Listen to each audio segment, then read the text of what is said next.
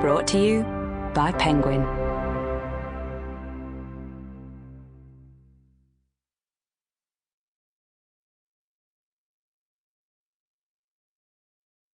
The Sign of Four by Arthur Conan Doyle, read by Christopher Eccleston.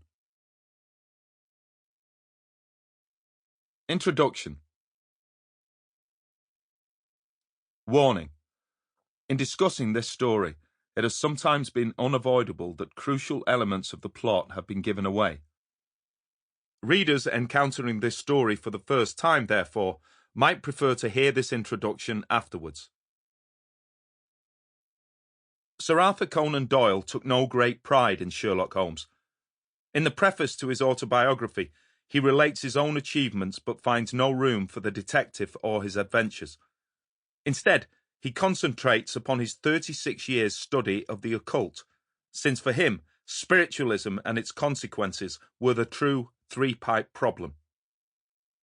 Yet the fact that Sherlock Holmes has been considered by many to be real, and that there have been many narratives of his life beyond the books themselves, is of course testimony to the power of Conan Doyle, as well as to the credulity of certain of his readers.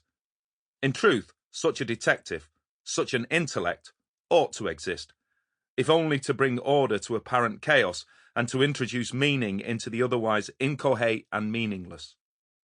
The Sign of Four itself begins and closes with the cocaine bottle beside Holmes's armchair, as if there was some unreal or unnatural element pressing upon the character of the detective. Yet in the second paragraph of the novel, there are references to his great powers, masterly manner, his many extraordinary qualities, that somehow lift him above the conventions or expectations of the more ordinary inhabitants of central London. The accoutrements are familiar, or at least became so after a practice of some 23 years. The violin and the pipe, the shag tobacco and the needle. But in the ambience of Holmes himself, they become transformed into objects rich and strange. Holmes is, in certain respects, the quintessential late romantic figure, one who can exist only within his own unique and exalted sphere. "I am the only one in the world," he says of his profession at the beginning of this story, and who wishes fervently to transcend what he terms the dull routine of existence.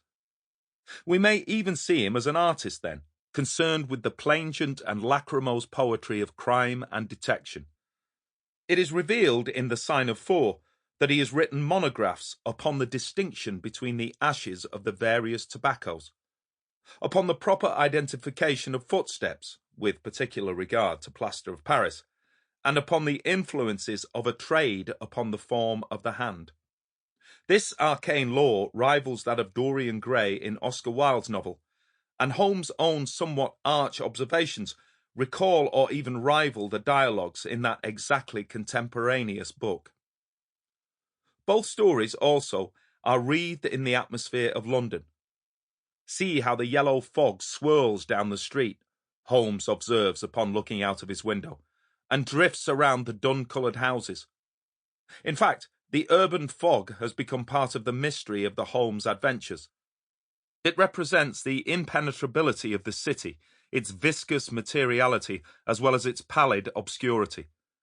These in turn become the metaphors for those opaque and clandestine elements which Holmes, in the course of his activities, manages thoroughly to disperse. Objects lie open to his gaze so that a watch, for example, will give away the private and even furtive secrets of its owner. Holmes apologizes in advance, since the timepiece contains hardly any data, but then goes on to reveal that the owner was a man of untidy habits, very untidy and careless. He was left with good prospects, but he threw away his chances, lived for some time in poverty with occasional short intervals of prosperity, and finally, taking to drink, he died. That is all I can gather.